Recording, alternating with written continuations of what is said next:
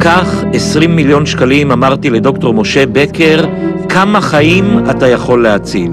28 בני אדם, אמר המומחה בלי היסוס, אפשר לחסוך חייהם של 28 אנשים, בעיקר ילדים.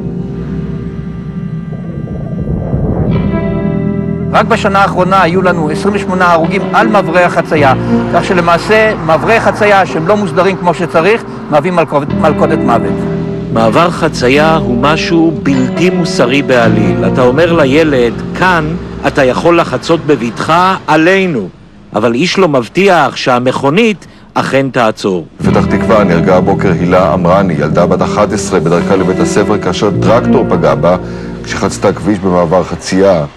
28 הרוגים בשנה על מעברי חצייה.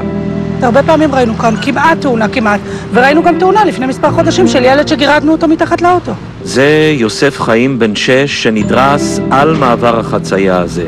נס משמיים, פצוע בינוני.